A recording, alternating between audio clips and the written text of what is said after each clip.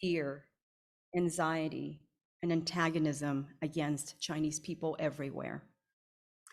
The world we live in has been transformed dramatically over the last few years. The conference today takes place at this critical juncture, and it is meant to bring and invite conversation, discussion, critical analysis of our current situation. The conference is also meant to reflect on our past and glean lessons from our histories. Lastly, it gives us the opportunity to imagine otherwise, to dare to envision something different, something better, something brighter, more compassionate, caring, and just. So I'm grateful to all of you for responding to our call for papers, for a call for you to attend this amazing conference. When we issued the call, we weren't sure what would happen, who would come. And I'm looking at the audience now, and I am deeply, deeply heartened. And because of you, we have organized an amazing conference, an amazing program. I'm going to reserve my long list of thank yous for later on tonight at the formal welcome reception. But for now, again, welcome to this 30th anniversary conference. And I'm going to go ahead and turn it over to Henry Durr, who is our moderator for this plenary conference panel. Thank you, Locke. Good morning, good afternoon, and good evening, wherever everyone may be. Welcome to this panel entitled "The Pandemic and the Anti-Asian Violence in the United States." This session is part of the 30th anniversary of the International Conference, International Society for the Study of Chinese Overseas.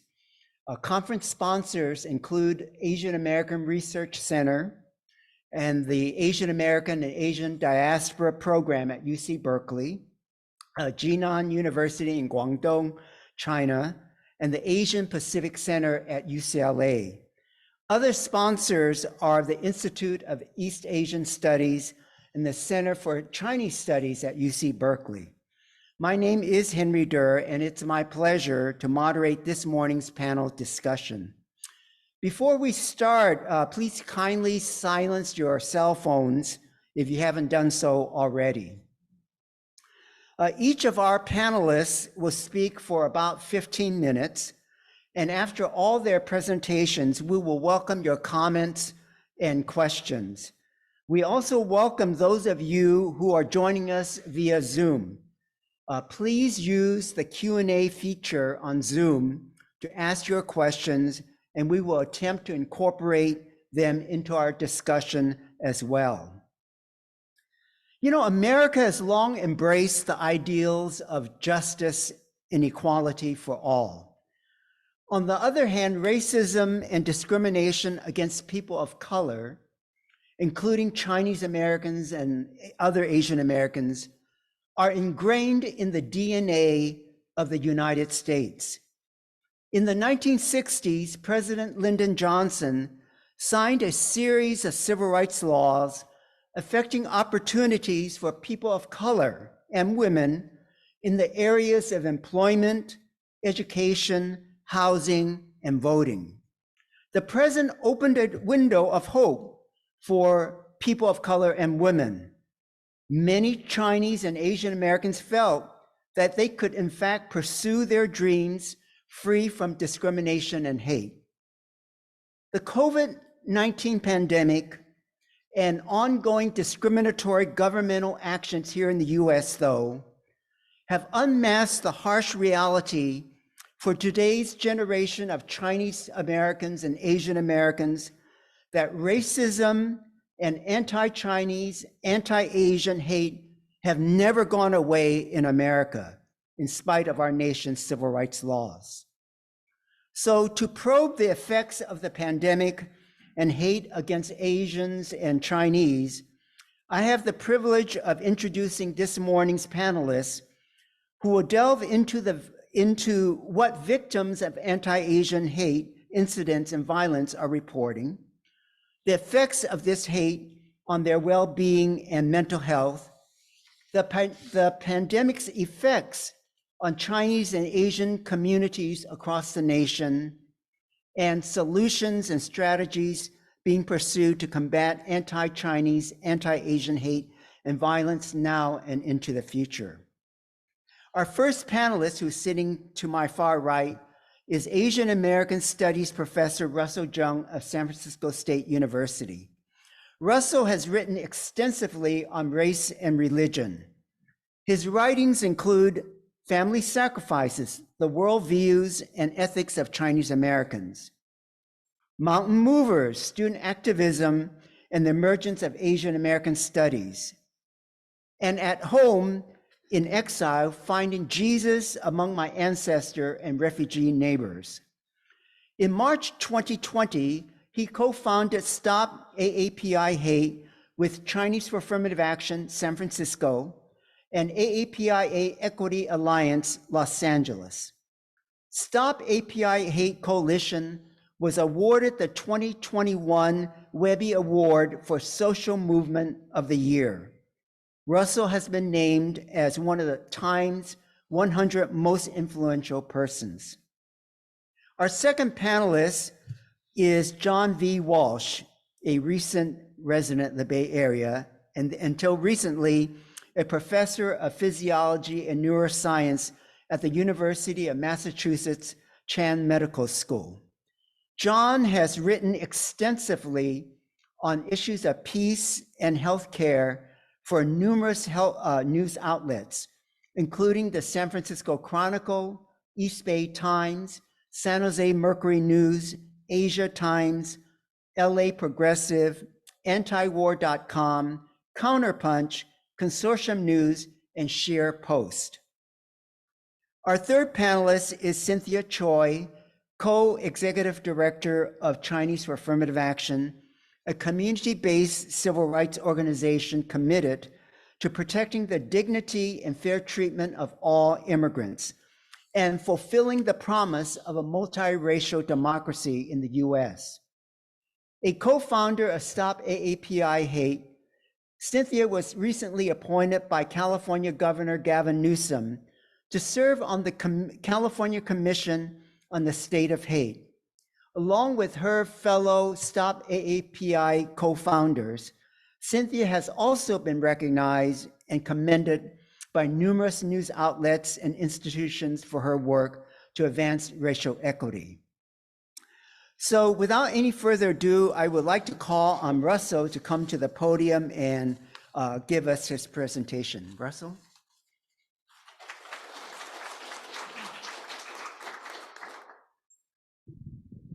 Thank you, Henry. I'd also like to thank ISCO for inviting us and hosting this meeting this morning. Thank you, Professor Wong, Professor Su, for organizing, for all the Berkeley students who are helping out. We really appreciate your support.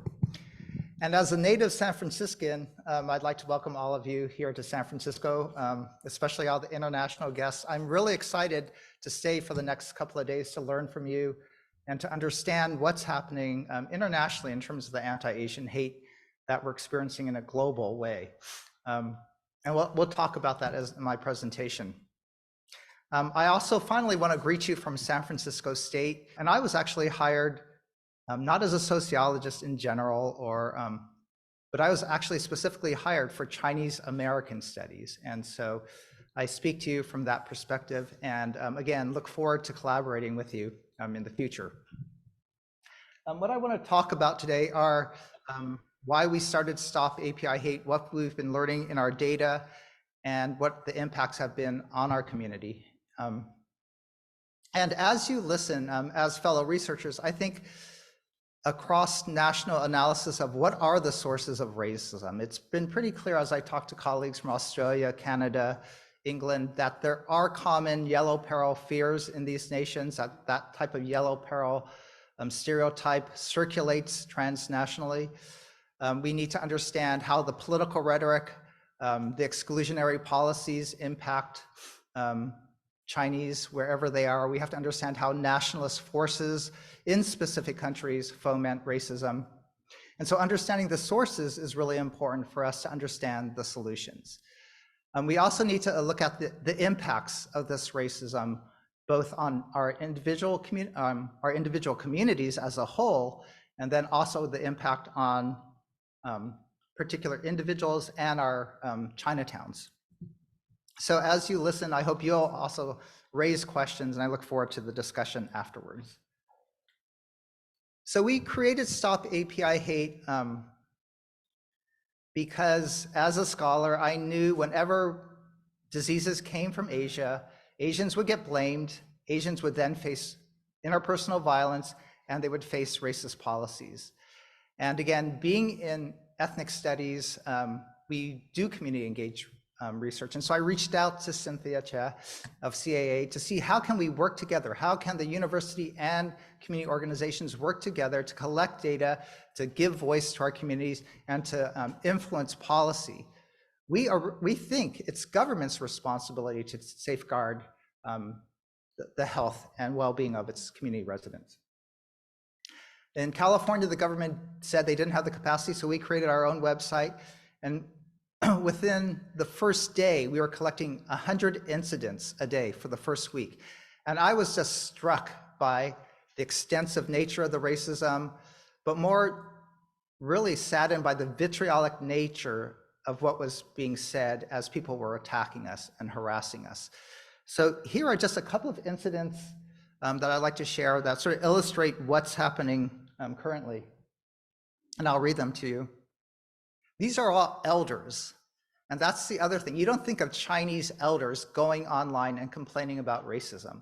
But to us, they are, because we're trusted community partners, because they know mistreatment when they experience it, and they want to raise a community voice to make it stop. So the first person says, I was standing in an aisle when suddenly I was struck from behind. Surveillance verified the incident in which a white male used his bent elbow, striking my upper back. Subsequent verbal attacks occurred with "shut up, you monkey," "F you, Chinaman," "go back to China," bringing that Chinese virus over here. So in about half of our cases, people use anti-Chinese rhetoric. And a lot of it is nativist, telling us that we don't belong, we're perpetual foreigners as Chinese, and we need to go back to China. And then, of course, bringing the Chinese virus over here. So being blamed for the disease is the primary source of this recent surge of racism. The customer began screaming at me for no reason while in line and correctly distanced. I'm mostly Chinese and my family's been in San Luis Obispo since the 1860s. I'm fourth generation, but guess I will never be an American. So in this case, this elder again recognizes, even though his family's been here for 4 generations, we never really do belong in the United States. We're never really considered Americans. We don't have that cultural citizenship of acceptance, of recognition. For a lot of community members, it's that sense of invisibility, of never being really American, led to hypervisibility of being seen as foreigners and to be driven out. And then this last story, I was shopping and a child grabbed my arm. Child said I should go back to my country, again, that nativist sentiment. I was the reason his father died, again, being blamed for COVID. Mother came up and put her hand on my arm, but she didn't help me. Bakersfield occasionally has ignorant people who make fun of how I talk and look, but this is the scariest and saddest experience I've had in the US. Got mixed up. But here, this woman talks about, again, being told to go back home, feeling isolated when people don't intervene, don't support Chinese being harassed, but also the trauma that our community is experiencing. For her, she talks about being having the scariest situation, that fear, and also the saddest situation, the depression. That fear and depression are actually signs of racial trauma. I'm arguing this is a period of collective racial trauma, in that we've actually done a study, 1 out of 5 of our respondents display racial trauma. That's having 3 or more long-term symptoms of issues like anxiety, depression, fear, hypervigilance, and avoidance of places. You talk to any elder from Chinatown, they're self-isolating now. They're afraid to go out because of the violence. It's collective because 1 out of 5 of us, according to our surveys, 1 out of 5 Asians have experienced this type of racism in the last year. And it's clearly racial because people aren't attacking us because they don't like us as individuals. It's simply by the way we look that we're getting attacked. So this is a significant time of collective racial trauma. It's akin to Japanese American incarceration, not in that it's the same situation, but it's akin in the fact that there will be intergenerational impacts. This trauma is impacting us now on our mental health, and then that gets transmitted intergenerationally. Again, we've received over 11,000 cases, but again, that's just the tip of the iceberg. And let me quickly go over the data. They're not all hate crimes, and that's what the media portrays, right? The narrative is that we're victims of hate and crime, but in reality, the racism is a lot more widespread than that. And I categorize 4 main categories. On the bottom, about 11% of our cases are civil rights violations. We're discriminated at the workplace, we're denied service, we're denied ride shares. 9% of our cases are online. The cyber racism that occurs, the stereotyping. Our youth say that because they're on screens a lot more, 70% of our youth say they've seen something stereotypic or offensive in the last month. Microaggressions make up the bulk of the incidents. So you see 2/3 involve verbal harassment, 17% involve deliberate shunning or avoidance of Asians. But again, these attacks, these examples of harassment aren't micro in their impact. As I said, they're traumatizing, painful, oftentimes it's gang bullying where 2 or 3 people attack a single individual, so it's more traumatizing. And then when you don't get any support, when people don't intervene, it's triply painful. And finally, the last category is physical assault that make up 1 out of 6 of our cases. And these possibly could be hate crimes, but it's really difficult to prosecute hate crimes. In our data related to physical assault, we read time and time again that people were spitting and coughing on Asians. My own wife was running on a jogging trail in Oakland, and someone just blocked her path and coughed directly into her face. So we read it time and time again so often that we created a special checkoff category. And in 8% of our cases, people are coughing and spitting on us. So people ask, how do you know there's a rise in racism? Well, I say in 2019, people weren't spitting on their fellow human. And I think this particular behavior, the spitting and coughing, is a public health response, right? It is a reaction to the fear that Asians are infecting them, and so they want to possibly reinfect us. The trends have been consistent in our data throughout time. It's clearly racial profiling, even though people blame China for COVID. Over half of our respondents are non-Chinese. They're mostly East Asians who look Chinese, so Vietnamese, Koreans, Filipinos also get attacked. In LA, a Latino was punched and told to go back to China. In Vancouver, an indigenous person was attacked and to go back to China. So I know several cases of indigenous people who look Chinese are getting attacked. Bullies attack whom they think they can bully, so our youth, our elders, and women are targeted more often. And this racism is really intersectional. So if you divide it up by class, if you divide it by gender and sexuality, if you divide it up by religion, we experience this racism differently. So working class Asians experience twice the rate of racism during the pandemic than professional Asians. And when you think about it, it makes sense. Working class Asians are essential workers who have to interface with the public. They're out engaged with people more often, whereas professionals could stay at home, work online, and not be harassed. We also disaggregated the data, and actually Southeast Asians, and Pacific Islanders experience the racism more than East Asians. So there, this anti-Asian hate is broader than COVID racism. It's Islamophobia. It's by class. It's by skin color, and the hate is experienced differently, right? So the hate could be the racial profiling of the Chinese scientists we have here today. The hate can be mass deportation. So quickly, the impacts have been deadly. Asian Americans have among the worst mental health distress during the pandemic of any racial group. Those who experience racism have higher rates of anxiety and depression. So here's one of our scary Stop API Hate data points. When asked, what's your greatest stressor during the pandemic? What's your greatest fear? Asians overwhelmingly say racism. So think about that. We're more scared of other Americans and their hate than we are of a pandemic that's killed over 1 million people. Right? That's chilling. We're more afraid of people and their hate. It just staggers me.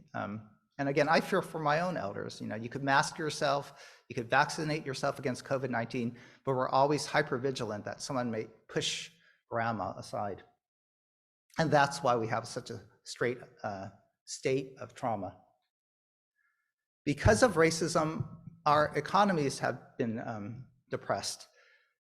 People were avoiding Asian businesses, Chinese restaurants, because they were afraid they could catch COVID-19 there. Subsequently, these businesses closed even before government shutdowns. They had to lay off large swaths of the Asian working class. And so UCLA data found that 80% of Asians with a high school degree or less had to file for unemployment. That's 8 out of 10 of us were unemployed because of this COVID racism. That's 2.5 times more than others with similar educational backgrounds. So clearly our local ethnic enclave economies have been impacted, and it'll take longer for us to recover. Just like in 2008, ethnic economies always take longer. And finally, I said we would face interpersonal violence, and we have, and we would face racist policies because of this racism. And sure enough, that's what happened. During the Trump administration, he first banned Chinese scientists and researchers, and at San Francisco State, it's just, for me, a visible decline in the number of international students. He then passed the Muslim ban, and then he suspended migration visas overall so families couldn't reunite. He then cut refugee resettlement, he cut H-1B visas.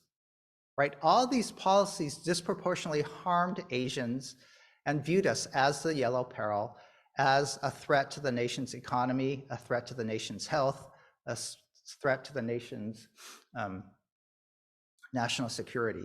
He then extended the Muslim ban even more, so I have relatives from Burma who couldn't come over. So this surge in racism has had widespread impacts. How much time do I have? I have 5 more minutes? Oh, I could go on then, okay. All right, sit back then. So let me quickly, I guess, to wrap up, explain some of what I think are the sources of the racism. And so these are my hypotheses, and I would love if any of the researchers could test these ideas. Clearly, people were afraid of COVID-19, but I think the political rhetoric exacerbated and fomented that COVID fear, right? And the insistence of the term Chinese virus really was one of the primary sources and drivers of the racism. It's because that term did 2 things. It racialized a biological virus and made COVID Chinese. And it stigmatized the people so that Chinese were seen as the disease carriers. So that association that the virus is Chinese and Chinese people have the virus became part of people's racial schema. It became part of our implicit bias and how we made automatic reactions. That's, again, the neuroscience of racism. People aren't intentionally prejudiced, but instead they have implicit biases where we make these automatic judgments because of stereotypes, because of these associations. Media images then reinforced that rhetoric. Media reinforced that association that the virus is Chinese and Chinese people have the virus. So time and time again, people saw viral posts like these that blame China for the virus. And that actually chemically and hardwires in your brain that association that the virus is Chinese and Chinese people have the virus. And so when people are afraid of COVID and then they see an Asian person, they automatically go into fight or flight response. They get triggered. And so they fight us and harass us, or they flee from us and shun us. And I think that's what's happening. It's not often intentional. It could be intentional, but I think oftentimes the average person's response is an automatic triggered response to fear. Even I had that implicit bias. Early in the pandemic, if I saw an Asian wearing a mask versus a non-Asian not wearing a mask, I would be more afraid of the Asian, right? I had that stereotype, I had that implicit bias. So we're all socialized by the rhetoric. Even, if we're an ethnic studies professor, we still get shaped by the commonplace discourses that circulate. And of course, finally, that fear of Asians really invokes the yellow peril stereotype, the historic stereotype that Asians are a threat to the West, that they'll come from the East with their disease-ridden bodies and overcome the West. And I'll just quickly give you one or two examples. Here you see the diseases of malaria, smallpox, and leprosy emanating out of Chinatown as specters of death. Because Chinese were stereotyped and represented as being disease carriers, because we were seen as stealing white workers' jobs, because we were seen as heathen pagans, that justified Congress to, passage of the Chinese Exclusion Act in 1882, right? Again, that passage of that legislation didn't really quell violence, but actually became sanctioning and legitimation of further violence against Asians. So after the 1882 passage, over 168 Chinese communities along the West Coast were actually forcibly driven out by mob violence. So again, political rhetoric, state-sanctioned policies legitimated further mob violence. And in the same way, that's what I think is happening today. The bubonic plague has eerie parallels to modern day. In 1900, the bubonic plague was found in San Francisco, Chinatown. Health officials segregated the area. They allowed whites to leave. They kept Chinese in Chinatown with barbed wire, ropes, and armed guards. Health officials burned down Santa Ana Chinatowns and Honolulu, leaving thousands homeless. So that's where you see the eerie parallels. Diseases come, Chinese blame, Chinese face racist violence, becoming homeless, interpersonal attacks, and racist policies like exclusion or health policies. So to conclude, I think this period of racism that we're experiencing is fomented by the political rhetoric and the media representations and the historic stereotypes. Those institutions are driving the racism. The other conditions that's fomenting the racism are the particular conditions. Usually, Chinese and Asians are the model minority, which groups have to emulate. But in times of war, such as World War II, when Japanese Americans were incarcerated, in times of economic downturn, such as when Vincent Chin was killed in the 1980s because he was blamed for being Japanese and white auto workers killed him. And in times of pandemic, Chinese face more hostility. We're no longer seen as insiders, but we're seen as outsiders. Our insider status is conditional, but in these conditions, we're seen as outsiders, as perpetual foreigners. So to summarize, this is a stereotype, this is a narrative that's driving the racism, that we don't belong. People are attacking grandma not because they think she's so smart, but it's because they think she doesn't belong in this neighborhood. She looks different and she needs to be excluded. Thank you very much.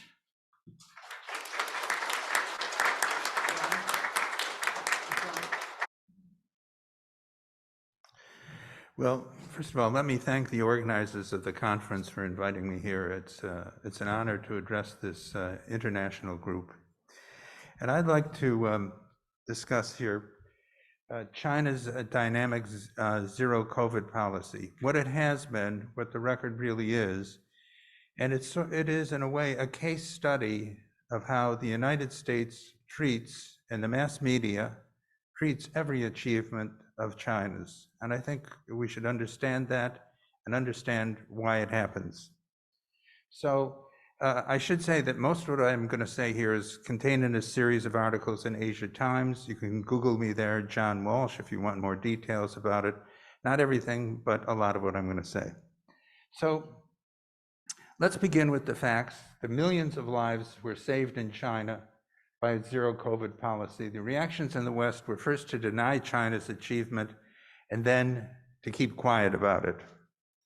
And here, just to look at, I don't see, do we have a pointer here? Is there a pointer here? The middle button. Well, oh, there it is, there it is. Okay, here we have the deaths by day for the whole period of the pandemic. This is the record of the United States, and this is the record of China. Here are the number of daily deaths during the Wuhan outbreak. Over here, we have the Shanghai outbreak. The difference is, of course, extraordinary. We can sum these up over time and get what we call a cumulative distribution function. And we see that the total deaths, as is well known in the United States, are now over 1 million. That's more than any other country in the world. Oops, let's go back here. And that means that 1 out of every 300 people in the United States has died of COVID. That's an extraordinary toll. In contrast, there have been under 6,000 deaths on mainland China, under 6,000 in a nation of 1.4 billion people. And that means 1 out of every 250,000 people have died of COVID in China. As a matter of fact, the last COVID death in China was on May 22nd. And this is a terrible toll. So this is a tragedy that struck our country. And I think one thing we should be thinking about is, why did this happen? Why did the United States not follow the example of China? It was clear China was succeeding in testing, tracing, quarantining, treating early, as China did. Why did that not happen? There should be not a whitewash of that, but a people's investigation, to my mind. And we've seen as yet no indication that that's going to happen.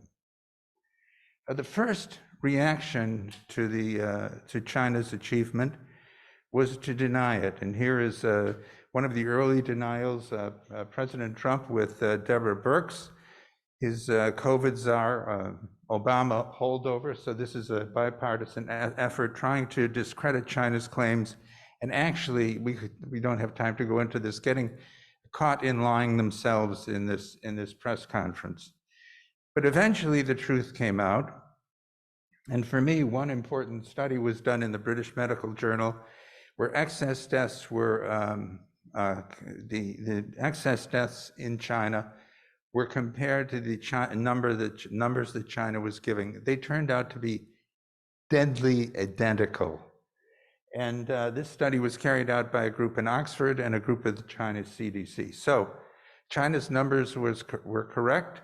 This historic achievement of protecting 20% of humanity from the virus is real and something that should be praised, not hidden and not denied. The next takedown on the zero COVID is the economy suffered. Well, let's again compare that to the United States. And here we have the GDP of the United States and China in purchasing power parity terms from the World Bank. And here's China, and here's the United States. This goes through 2021. There's this interesting crossover point where China outstrips the United States and continues to grow faster, becoming, by this measure, the #1 economy in the world. That we'll come back to that, but right now we're interested in this period over here, the period of the pandemic. In the first year of the pandemic, in fact, the economy of China's economy grew at 2%. The United States economy actually shrunk by 3% back to 2017 levels. In the second year of the economy of the pandemic, again, China's growth was greater than the United States. So China saved lives, and China's economy continued to grow more than the United States, more than the EU, whose record is pretty much the same as that of the United States. For 2022 and 2023, We now have projections from OECD, the most recent ones just in September. In 2022, China's economy will grow at twice the rate of the United States. 2023, about tenfold more than the United States. So this is an enormous success. The next thing, and this has been referred to here, the next takedown was the false narrative of the China virus, genetically engineered and leaked from the Wuhan Institute of Virology, sometimes allegedly as a bioweapon. That's not true. The fact of the matter is, and here I'm not speaking as a molecular virologist or as an epidemiologist, but I am speaking as someone who can recognize the scientific literature and what's of worth in it and what is not and what the consensus is. And the fact of the matter is, this is a classic paper written by Christian Andersen in Nature Medicine, Nature being the most prestigious medical journal and the most prestigious scientific journal in the world. And he quite clearly says, our analyses clearly show that SARS-CoV-2 is not a laboratory construct or a purposely manipulated virus. And that's the consensus. On the other side of, so I might say that this is a disappointment to conspiracy theorists on all sides. It was not genetically engineered in Wuhan. It was not genetically engineered in Fort Detrick. It was not genetically engineered. So that's bad news for, as I say, for conspiracy theorists. On the other side of the coin, and there have been a series of articles recently, just in March in Science magazine, that show it's a naturally occurring virus that jumped from animals to humans in the Wuhan market. It didn't come from the Wuhan lab. It came from wild animals in the market. And there's this article which sums up the 3 recent studies, 2 of them in Science. Close scrutiny of earliest cases samples from the market in Wuhan suggests the virus crossed over from animals sold there. Each of these 3 new analyses undercuts the theory that the virus somehow escaped from the Wuhan Institute of Virology. So evidence on this side continues to accumulate. But despite that, there is an attempt in the non-scientific literature to resurrect the Wuhan lab leak hypothesis or idea. And the most recent attempt to do that is in that well-known scientific journal, Vanity Fair. And it was clear to this writer in the Los Angeles Times, who's followed this quite well, that it was a train wreck. It was partisan and ideological, completely neglected the scientific findings. And in his final words, it's a shameful performance, and it is. That should not, that idea should be laid to rest. The next takedown is the lockdowns. Now, we don't have as much data about that, or I don't, and it would be great if maybe some of our colleagues in China could write more about this, because I think there's a need to get more information about this in the West.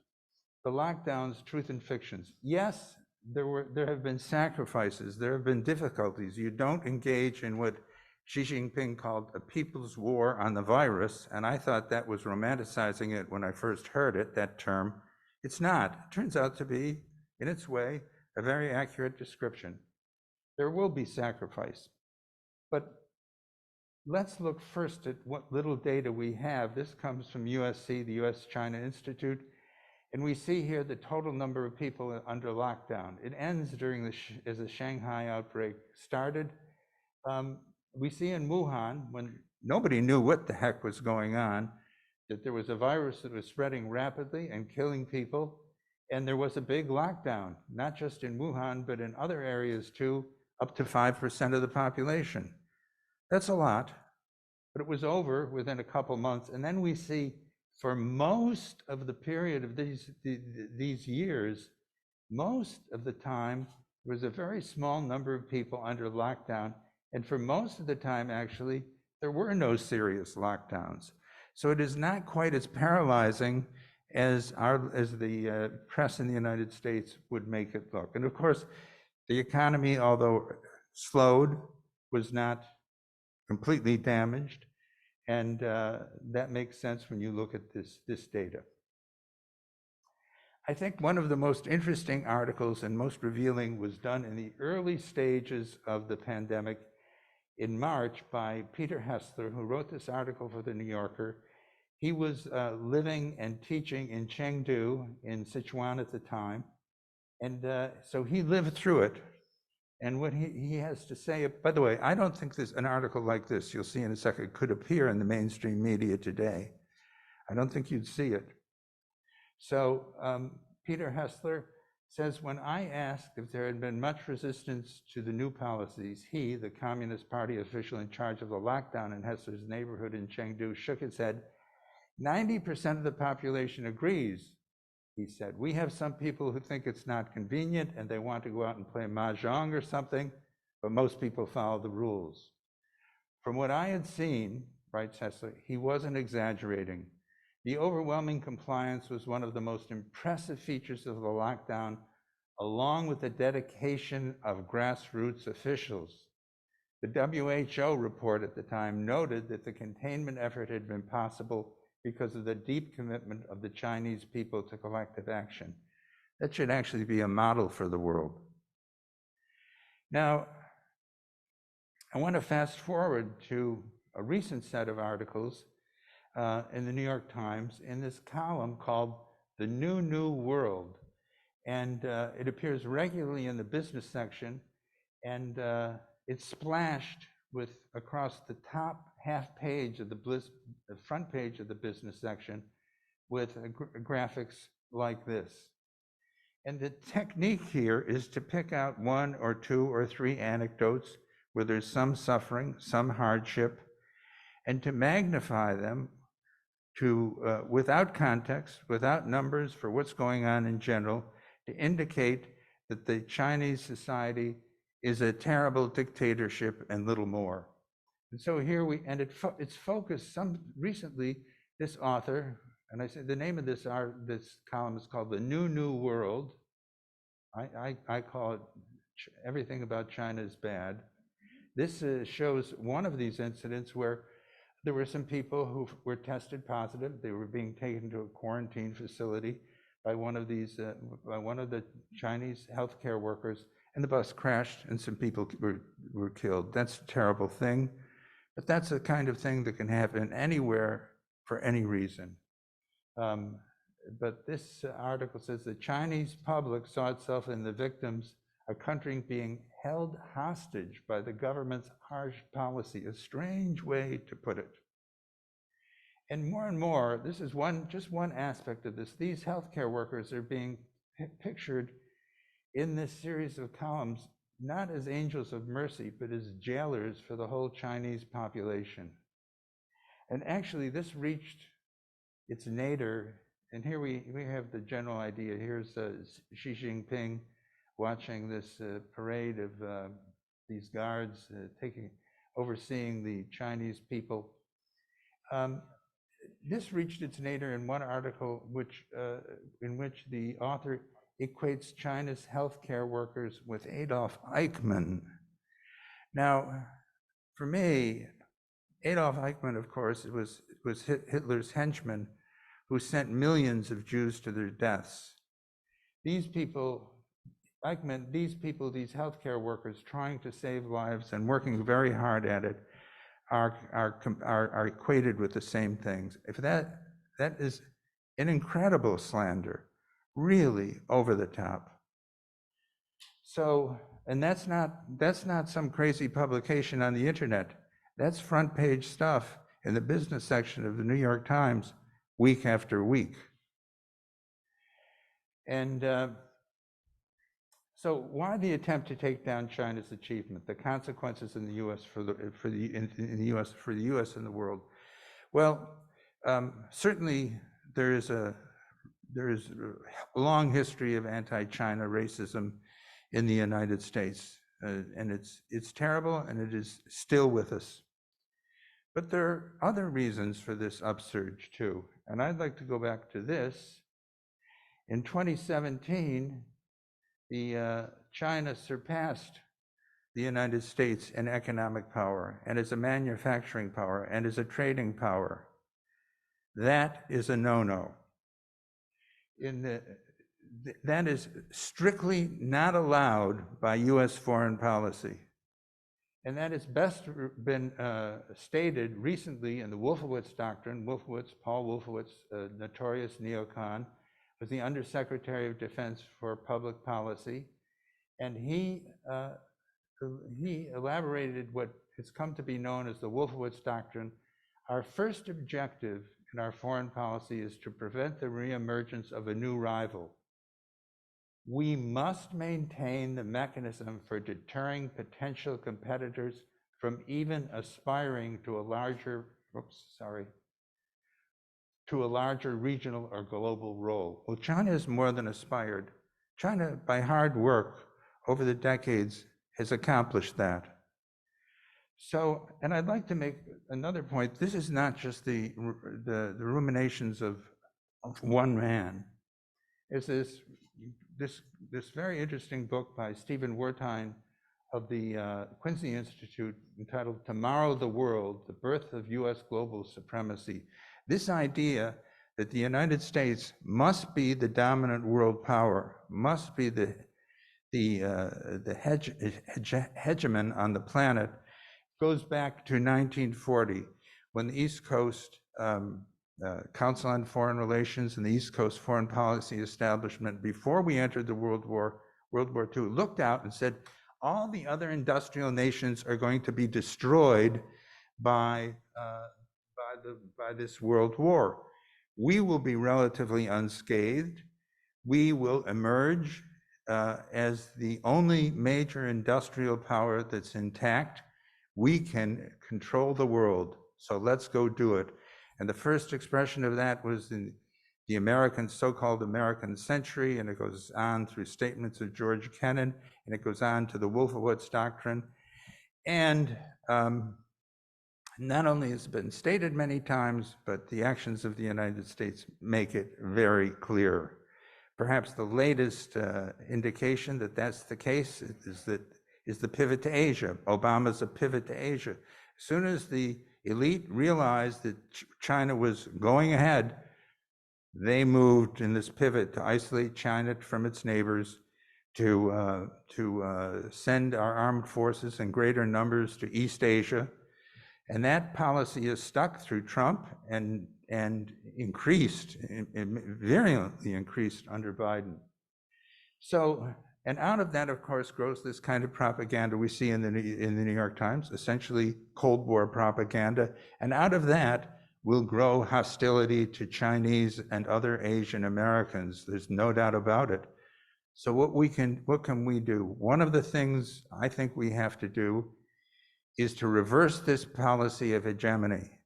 If we don't, not only will it be a tragedy for the people of East Asia, it could be, in the kind of world war that could grow into, a tragedy for us all. So we in the United States can do that, and I hope we can before we face an enormous disaster. And so let's try to do that. And as far as the virus goes, let's follow the advice of this wonderful banner here and fight the virus, not the people. Thank you.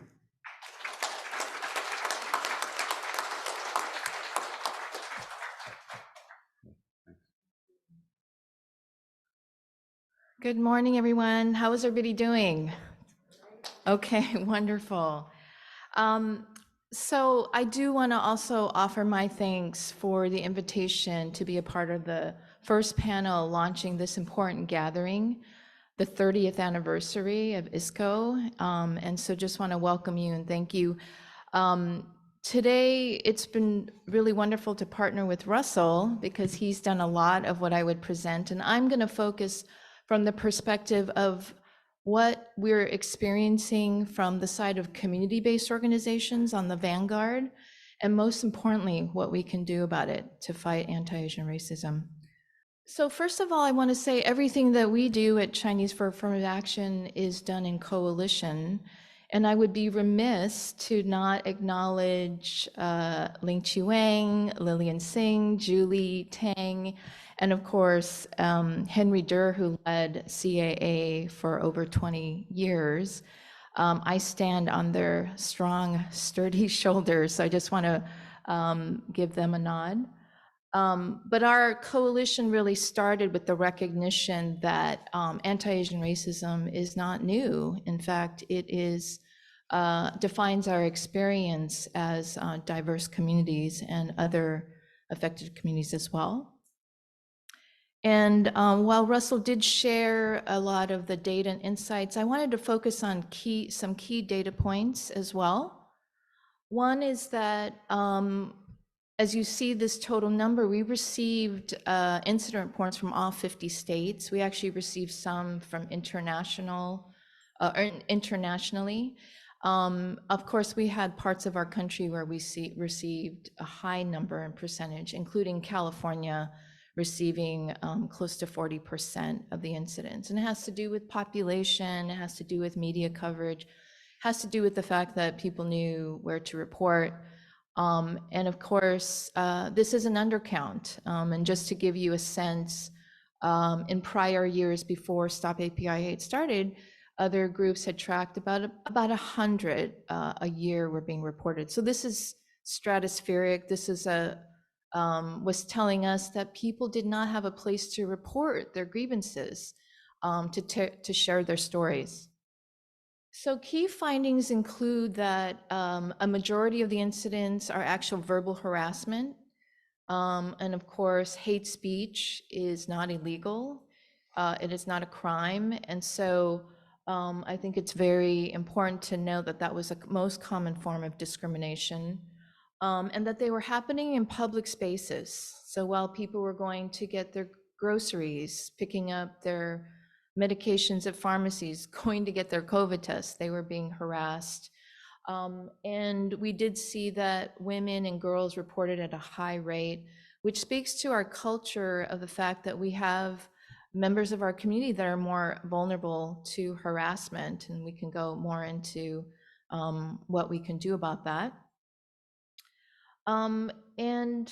This just provides further detail about where we were seeing this, again, on public streets. And, you know, during the height of the lockdown, there were very few places to go, walking in your neighborhood, in parks, and that's where members of our community were harassed. And you could see that the proportion that of types of discrimination, as Russell went over. And again, you could see some of the breakdown in terms of gender. And this was mentioned too, that even 80 years after the repeal of the Chinese Exclusion Act, we have a country that continues to discriminate, to racially profile, to make life very hard in this country. And it's disproportionately affecting immigrants, communities of color. And I think it's very important to recognize that this is very much part of our political DNA and discourse. And it's not just interpersonal, but it's also policies. So I know that one of the things that is really important to lift up is that while Stop API Hate tracks mainly interpersonal forms of hate, we have to recognize this as structural. And that is very, very important. I can talk about why we believe that. And it's one of the reasons why our strategy and approach is to use our data to do advocacy, to do the narrative work. It's very, very important that we understand root causes, that we have an understanding of what is driving this hate. At this particular time, it is in large part due to US-China relations and the anti-China rhetoric, but we can look back on our history in terms of the incarceration and treatment of Japanese Americans during World War II, the treatment of people from Muslim majority countries. So there is a pattern and practice in the United States that we are still reckoning with and need to continue to. And one of the things that we think is very important is that we use our data to advocate for change. And part of that has to do with supporting and building the capacity of our community-based organizations who are on the front lines, meeting immediate needs, but also working towards longer-term change. And our three key areas, because we recognize this as structural, is that we need to support more community-based solutions that deal with where harm happens. So working with victims and survivors, doing the prevention work, doing the cross-racial solidarity work, because in this time, our community in particular is being pitted against other similarly affected communities, and we know that we have to really resist and condemn that. We have a strong history of civil rights protections in this country, and yet very few community members don't know their rights, don't know where to get assistance, to where to report it. We have strong civil rights protections in our workplaces and in our schools, and yet our community has not necessarily tried to seek remedies. And we have to really make sure that not only do people know that their rights, but they actually have meaningful access to justice and a recourse to deal with discrimination in all forms. And then lastly, we center our work around education. And that's the work that we're doing working closely with Russell around, which is that we need to make sure that our public education system, which I believe is the greatest place for promise in terms of addressing bias, building empathy towards one another, and that begins with understanding our collective histories, our experiences, and of course, not just as victims, but also in terms of our contributions, in terms of making our multiracial democracy a reality. So anti-Asian scapegoating. As you all know, on Tuesday, we had our midterm elections, and we were very engaged in terms of calling out anti-Asian scapegoating, educating the general public what that is. COVID-19 pandemic, political leaders like President Donald Trump led the charge in blaming China for creating and spreading the virus. Leading up to the midterm elections, U.S. politicians have continued to point fingers at Asian Americans. You can find the evidence in campaign ads and social feeds of political candidates from across the country, representing every level of government. We call this anti-Asian scapegoating. But this is not a new phenomenon. After hundreds of years, anti-Asian scapegoating is still alive and well. U.S. politicians are blaming us for stealing jobs and spreading communist propaganda. History teaches us that their words can have devastating consequences for Asian Americans. This time, however, Asian Americans have the power to stand up to anti-Asian scapegoating. We can hold our elected officials accountable for blaming Asian Americans for problems we did not create, and we can vote for legislation that keeps our communities safe. The more we know about anti-Asian hate, the more we can do to stop it. Learn the facts about anti-Asian hate at stopaapihate.org.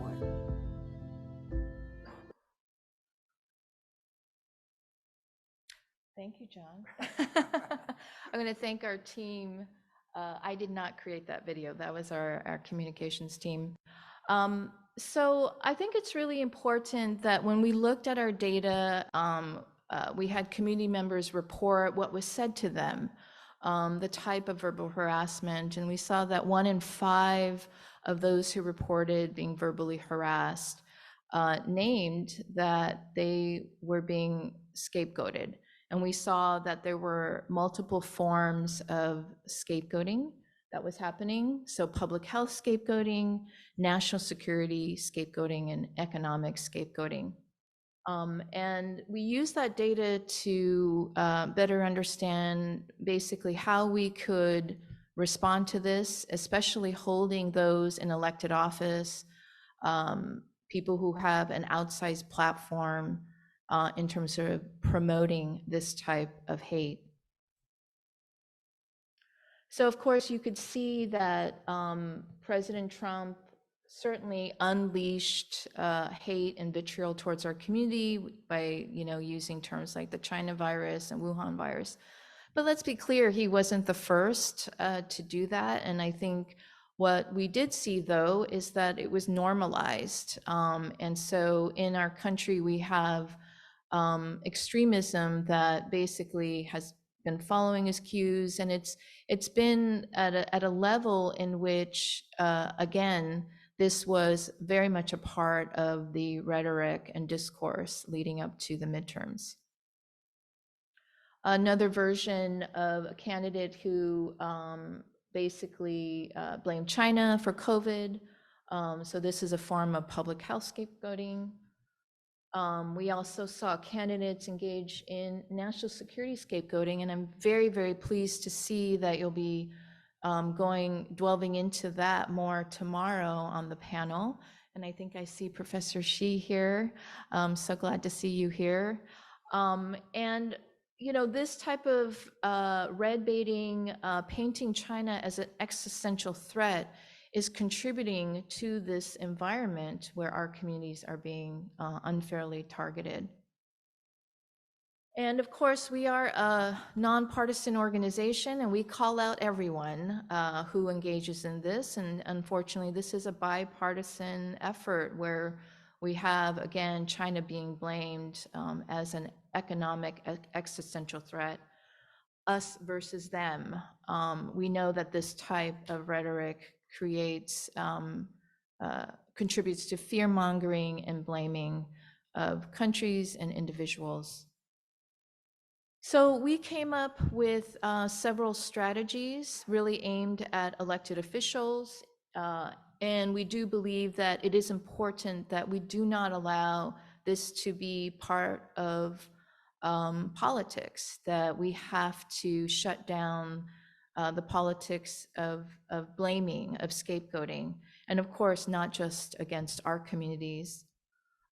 We also must do our part to call them out as part of their campaigns, but also in terms of their policies and their actions.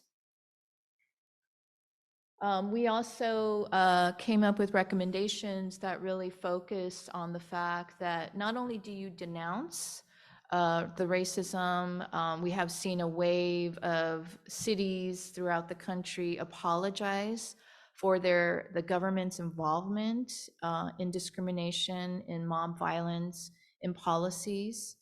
But we also need to see that being backed up by investing in community-based organizations who have historically been underinvested by government and philanthropy, and of course the business sector.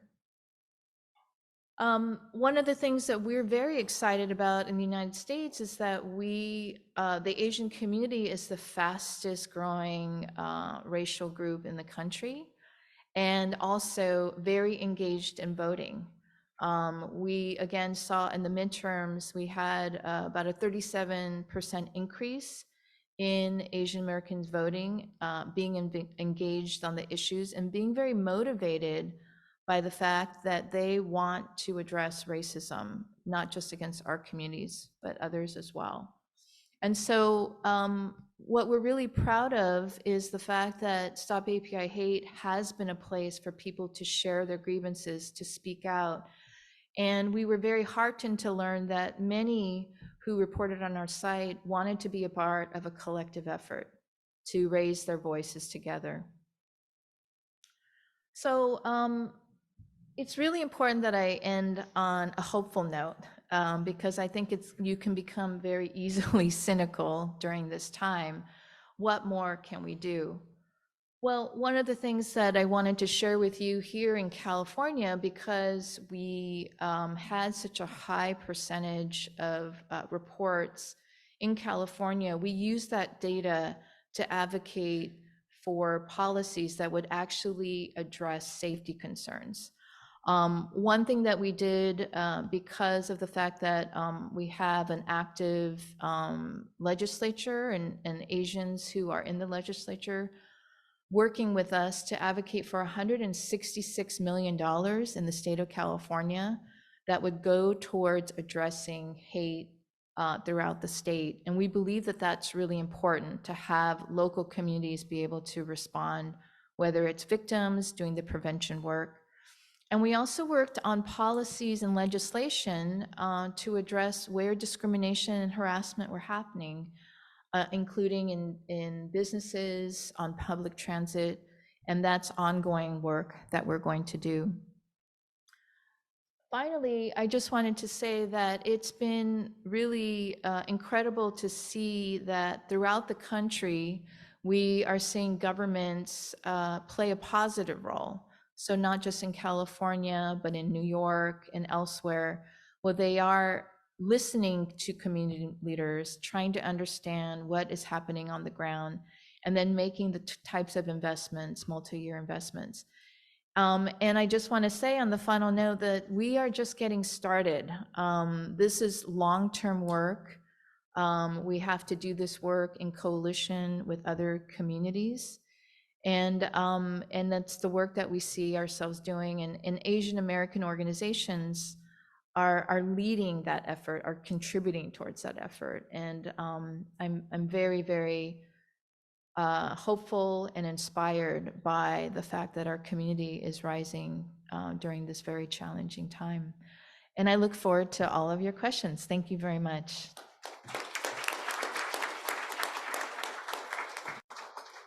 Thank you very much, Cynthia. Hi, I'm Wei Li from Arizona State University. My questions for Russell and Cynthia. First and foremost, I want to thank you for establishing Stop AAPI Hate. Your organization has played such an important role to fight for our community, to educate Americans. So my question, I come from Arizona. So my question is, California is the envy of the country. So for Ruby Right State, as well as newly purple state, what advice you have for us, academics, community organizations, to more effectively engage government and educate general public? Thank you very much. We'll try to have just one panelist respond to one question, rather than have more than one panelist respond to one question. So we'll have Russell go ahead. Hi, Wei, nice to see you again. That's a great question. So in California, we have API legislative officials. We have a lot of elected leaders who were able to sponsor and author the API equity budget bill. CAA, API Equity Alliance, we have hundreds of community organizations that have signed on for our legislation. And so that's where in California, we do have that infrastructure, somewhat of a community capacity that Sin says we need to build up. And so similarly, what we want to do in red states and purple states is to support Asian American grassroots organizations to build up their capacity to make similar changes at the local and state level. And we understand it's more difficult in a context that has perhaps a more Republican community where Asians may be more of a minority. So our recommendation is maybe you can't be active on the state level, but there are Professor Lee, you know better than anybody else, there's concentrations, geographic concentrations of Asian Americans in certain sites like St. Paul, Minnesota, like Fresno, California, where we do have concentrations, we could actually have a lot of local influence. And so, for example, in St. Paul, they were able to pass Asian American studies in public schools. It's not considered, a blue state, but they were able to galvanize and mobilize their power locally to actually pass legislation. So I think our recommendation is continue to build up the community capacity of local organizations, do the leadership development, work with local officials, develop those relationships, and on the local level, you can really make substantive change. So we've seen a lot of cities pass resolutions, even in red states. We've been able to see the passage of Asian American studies requirements, even in Republican states. So there are openings. I think the knowledge that anti-Asian racism is on the increase, the knowledge that Asian American kids are being bullied, that our elders are being attacked. People are aware of that. Mainstream media, government officials are aware. They feel like they should do something.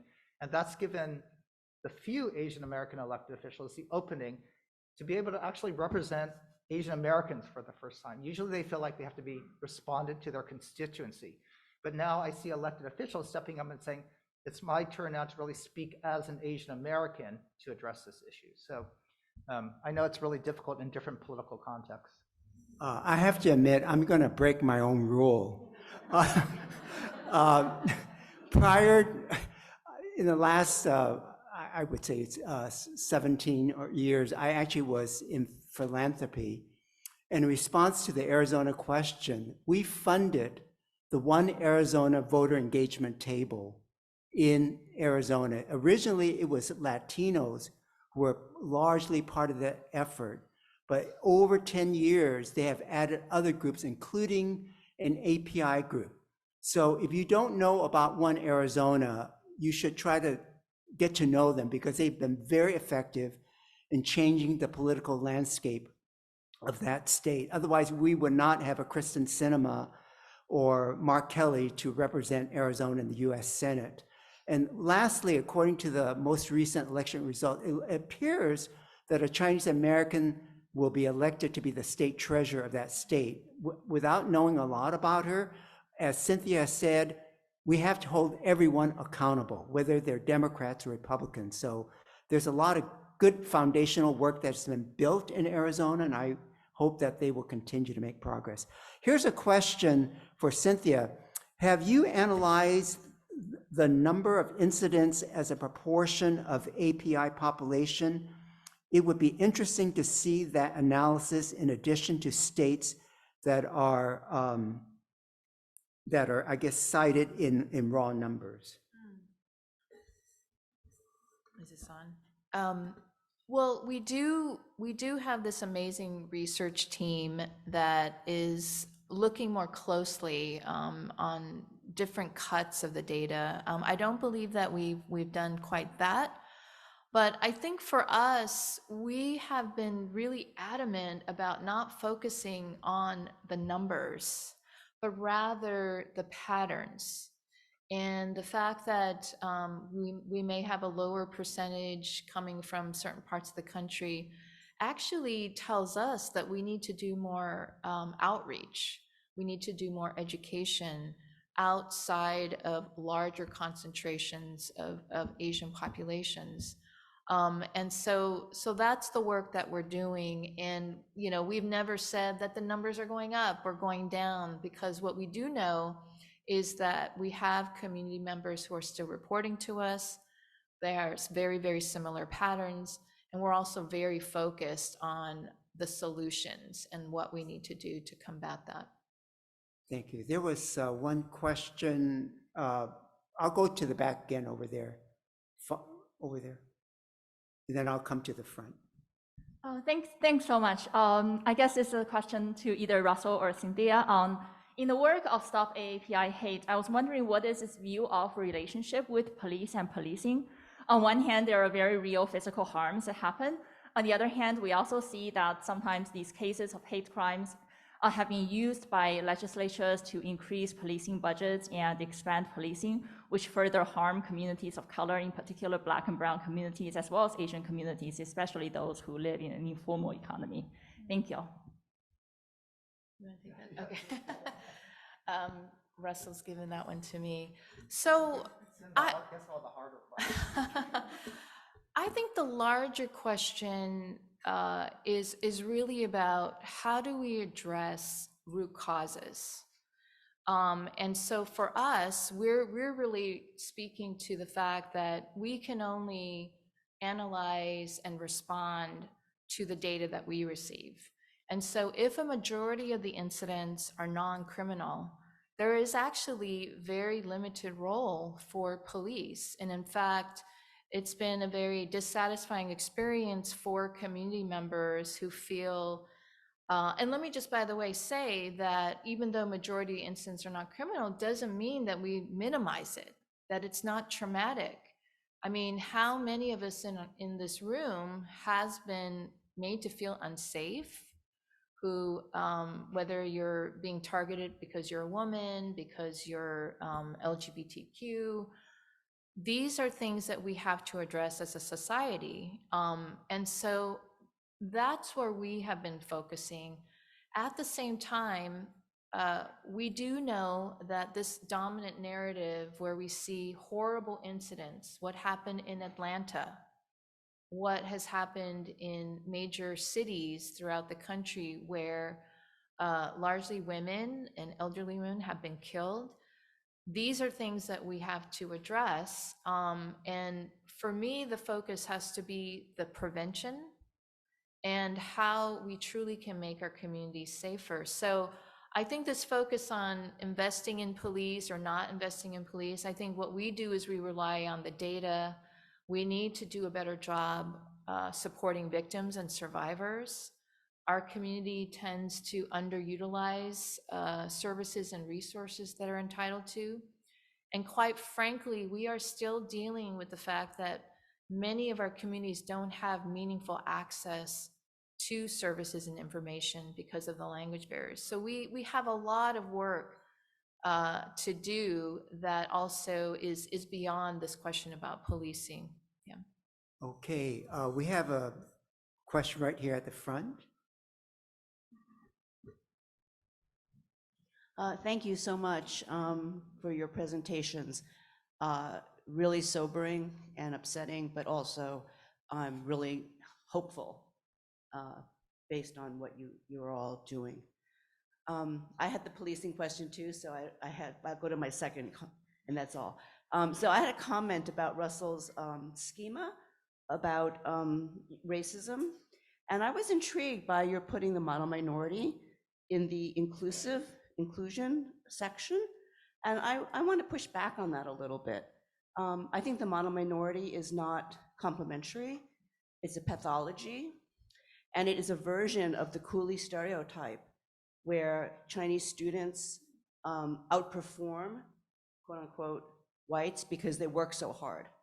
And so it's another version of unfair competition based on despotic rulers like tiger mothers, or a kind of sick culture that pushes kids too hard. So I just want to get your comment on that, because I think and I think this is the fact that some people think that being a minority is a good thing, and I know a lot of Asian Americans actually do think it's a good thing.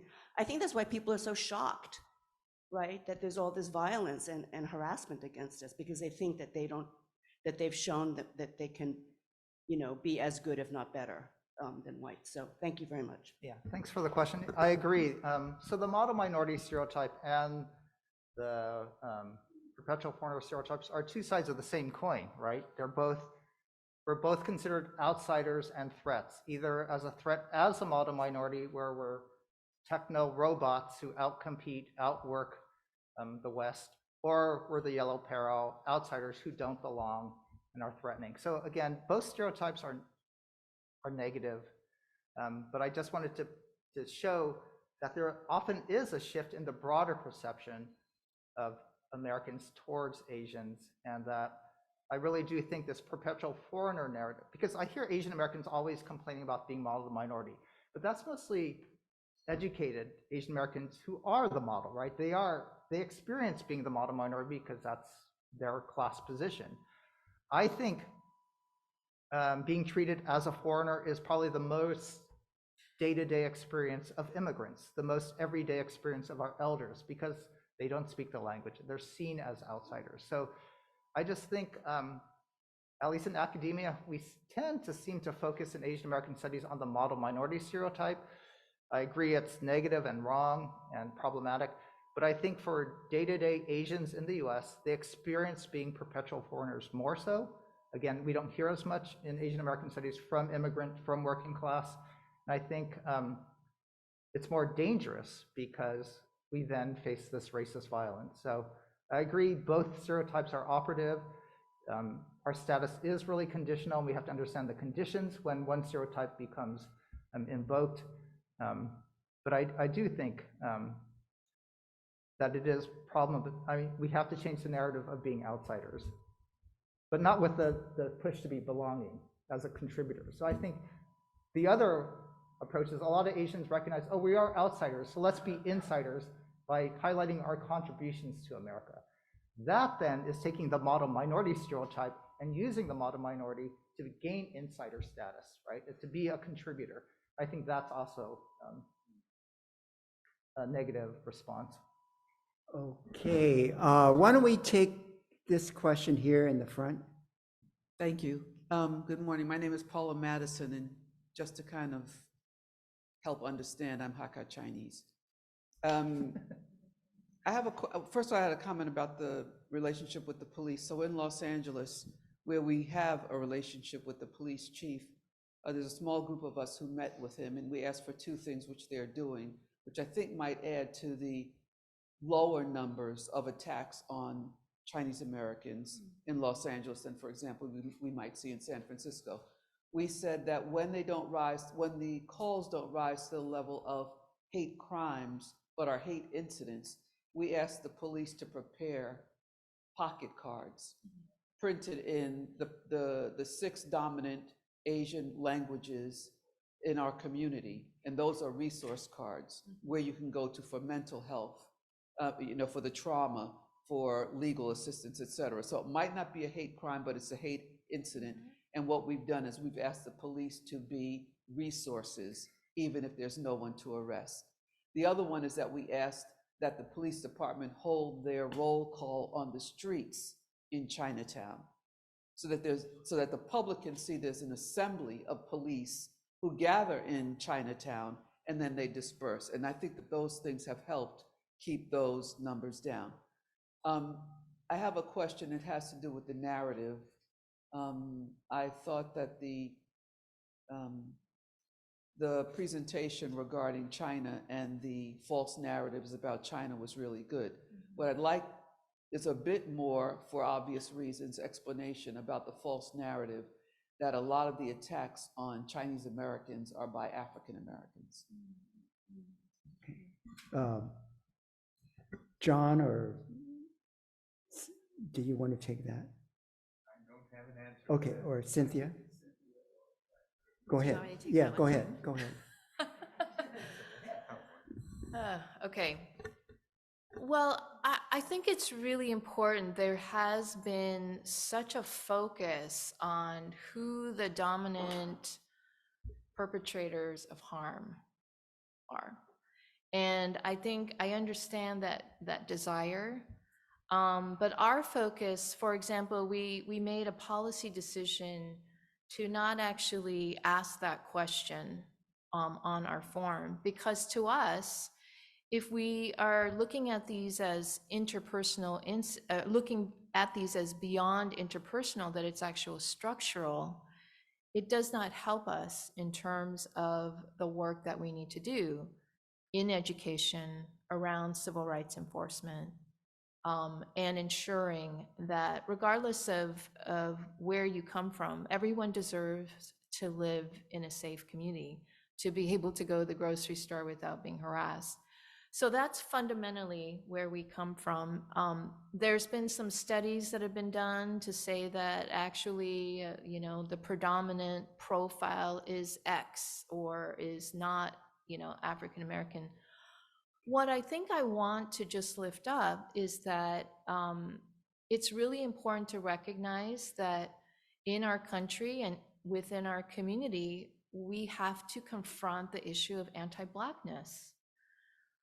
These stereotypes that our communities are experiencing are connected to the same types of stereotypes that we have about certain communities being prone to criminality, right?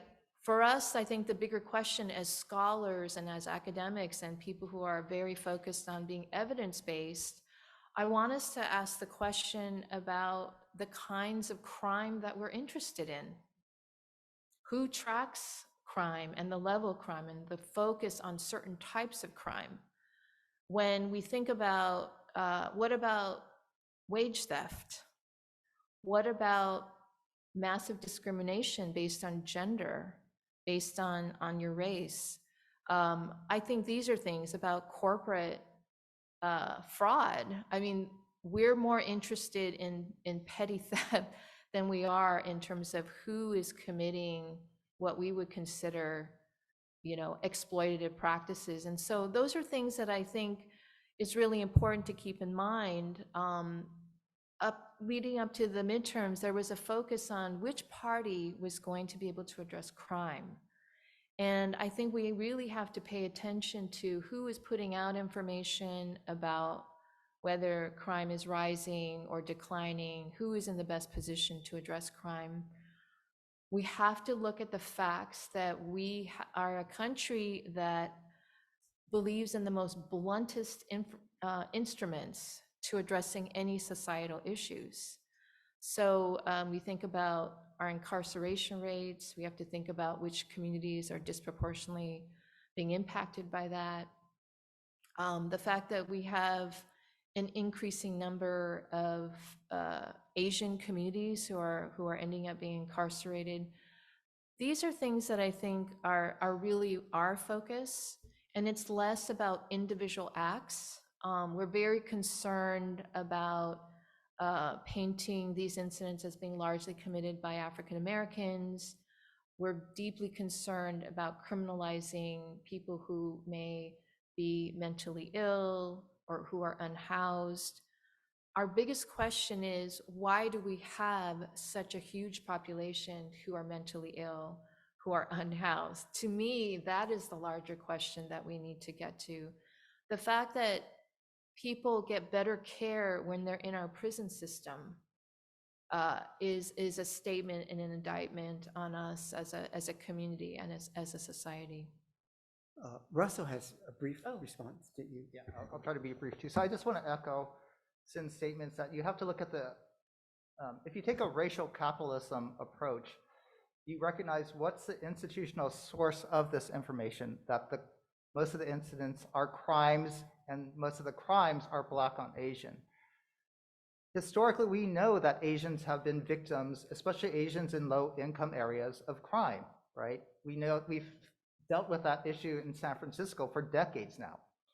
So you have a trend of crime against Asians in low-income areas, and now you have a new trend of racism, of hate against Asians. And what the media does quickly and easily is conflate the two, that any crime against Asian is therefore a hate crime. The interests of the media, especially TV broadcasting, and I apologize to any TV broadcasters here, is what becomes news is what sells, right? And so what sells is violent crime of elders being attacked. And that's what we see a lot in the news. It is sad, it is tragic, but we see a lot of crimes against Asian elders on the news because we have the context of anti-Asian hate. And we've raised the issue, we sounded the alarm. And so that's what's capturing audiences at the moment. That's what newscasters and editors are pushing. What they're not showing are stories about how much Black on Black crime there is, how much Black violence there is, right?